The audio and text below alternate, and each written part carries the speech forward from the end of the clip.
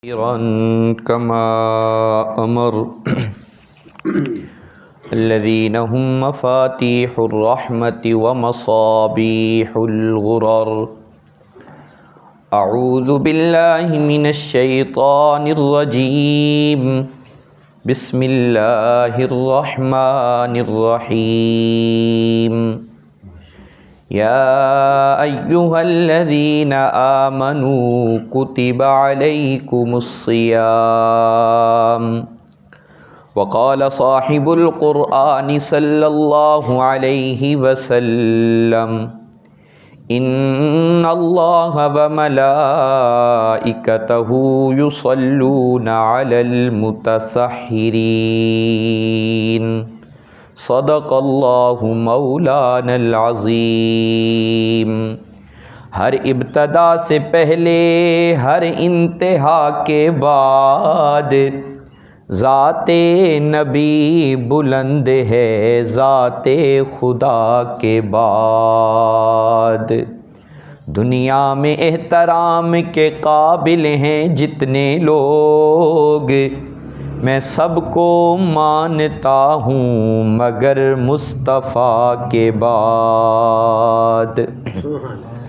اللہ خالق کائنات کا لاکھ لاکھ شکر ہوا کہ اللہ پاک نے ہمیں زندگی کے اندر ایک بار پھر اپنا مہمان مہینہ عطا فرمایا ہے. کہہ دیجئے الحمدللہ. ہم جس معاشرے میں رہتے ہیں، بالکل مختصر سی بات میں کرنے لگا ہوں، بس آپ احباب کی توجہ مجھے پوری چاہیے. ہم جس معاشرے میں رہتے ہیں، ہم نے کہیں مہمان جانا ہو، ہم بارہا سوچتے ہیں کہ یار خالی ہاتھ جاتے بندہ اچھا نہیں لگتا. ہم جناب فروٹ لیتے ہیں، گفٹ لیتے ہیں، مٹھائی لیتے ہیں، پھر ہم آگے کسی کے گھر جاتے ہیں. فیصل مسجد میں آنے والوں، یہ اللہ کا مہمان آیا ہے اور آیا بھی 1 سال کے بعد ہے. کیا خیال ہے کہ یہ مہمان خالی ہاتھ آ گیا ہوگا؟ فرمایا نہیں، اللہ کا یہ مہمان آپ کے لیے تحفے اور گفٹ لے کر کے آیا ہے. وہ تحفے اور گفٹ یہ ہیں کہ یہ مہمان آپ کے لیے رحمتیں اور برکتیں لے کر کے آیا ہے. اللہ پاک نے کتابیں اور امتوں کو بھی عطا فرمائیں، لیکن اس امت کی شان یہ ہے اللہ پاک نے اس امت کو کتاب نہیں بلکہ قرآن عطا فرمایا ہے. اللہ نے روزے اور امتوں کو بھی عطا فرمائے، لیکن اس امت کی شان یہ ہے کہ اللہ پاک نے اس امت کو رمضان عطا فرمایا ہے. نبی رحمت صلی اللہ علیہ وسلم کا مبارک فرمان ہے، فرمایا روزانہ افطار کے وقت اللہ پاک 10 لاکھ بندوں کی مغفرت فرماتے ہیں. نبی رحمت صلی اللہ علیہ وسلم کا ایک اور مبارک فرمان، فرمایا روزانہ افطار کے وقت جب روزہ دار بندہ ہاتھ اٹھا کے اپنے رب سے مانگتا ہے، اللہ پاک ہر روزہ دار کی افطار کے وقت ایک دعا ضرور قبول فرماتے ہیں. روزے 29 ہوں یا 30 ہوں اور کچھ بھی نہیں، تو اللہ پاک اس مہینے کے اندر ہماری 30 دعاؤں کو ضرور قبول فرمائیں گے. حضرت یعقوب علیہ السلام کے بیٹے کتنے تھے بھائی؟ جی جسے پتہ ہے وہ تو بولے. 12 بیٹے تھے حضرت یعقوب علیہ السلام کے. 12 بیٹے. حضرت یوسف علیہ السلام کے 11 بھائی تھے. میں کیا کہنے لگا ہوں ذرا توجہ دیجئے گا. فرمایا حضرت یوسف علیہ السلام کے 12 بیٹے. حضرت یوسف علیہ السلام بھائیوں کے سردار بھائی تھے. جب بھائیوں کو اللہ پاک نے توفیق بخشی، بھائیوں نے یوسف سے معافی مانگی، حضرت یوسف علیہ السلام نے اپنے 11 بھائیوں کو معاف کر دیا. علماء نے لکھا ہے سال کے 12 مہینے ہیں، ان 12 مہینوں کا سردار مہینہ ہے رمضان۔ جب رمضان میں اپنے رب کو راضی کرو گے، رمضان کا احترام کرو گے، رمضان کا اکرام کرو گے، اللہ پاک اس رمضان کی برکت سے سال کے 11 مہینوں کے گناہوں کو معاف کر دے گا۔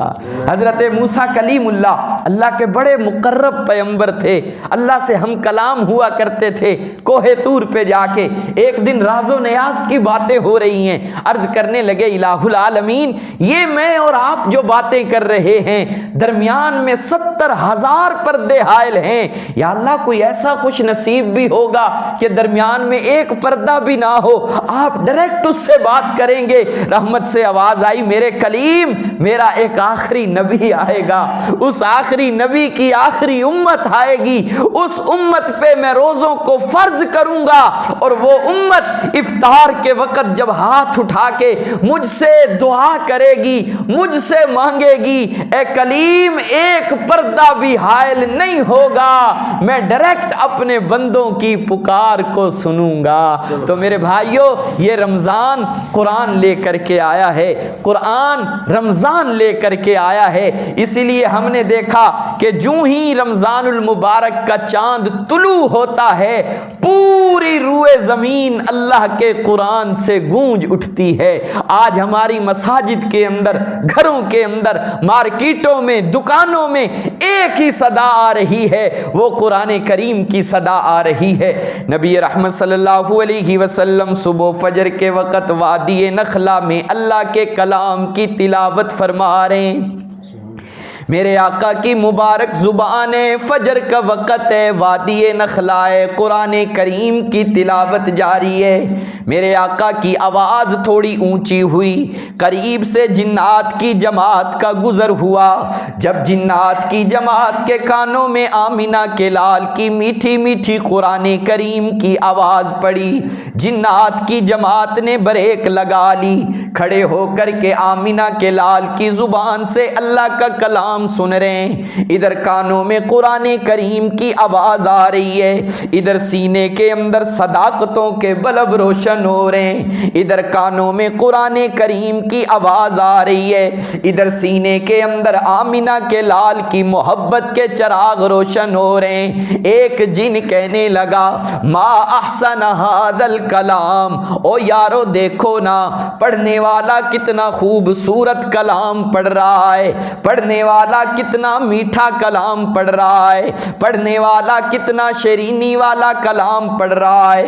دوسرے جن سے رہا نہ گیا، کہنے لگا، ما احسن ھذا القاری، او یارو آپ کلام کو نہ دیکھو، آپ یہ تو دیکھو نا، پڑھنے والے کا چہرہ کتنا خوبصورت ہے، پڑھنے والے کا مکھڑا کتنا خوبصورت ہے۔ سب سے اول تھا جس کو بنایا گیا، تاج ختم نبوت سجایا گیا، ایسی